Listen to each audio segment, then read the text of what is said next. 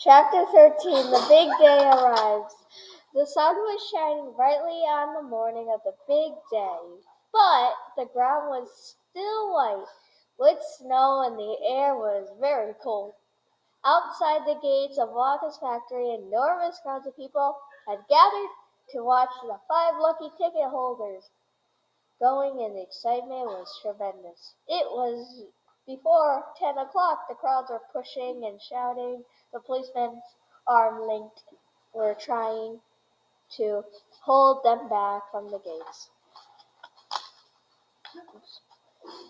Right beside the gates, in a small group that was carefully shielded from the crowds by the police, stood the 5 famous children together with the grown-ups who had come with them. The tall, bony old figure of the Grandpa Joe could be seen standing quietly among them. Beside him, holding tightly on his hand, was little Charlie Buck himself.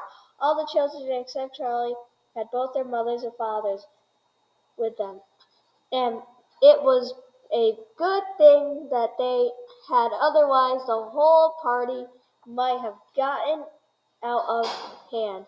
They were so eager to get going that their parents were having to hold them back, forced to prevent them from climbing over the gates. "Be patient," cried the fathers. "Be still, it's not time yet. It's not 10 o'clock. Behind him, Charlie Bucket could hear the shouts of people, the crowd, as they pushed and fought to get a glimpse of the famous children. "There's my Beauregard," he heard someone shouting. "That's all right. I can remember her face from the newspaper." "And you know what?" somebody else shouted back. "She's still chewing that dreadful old piece of gum she's had for 3 months. You look at her jaws, they're still working on it. Who's that big fat boy? That's Augustus Loop. So it is enormous, isn't he?"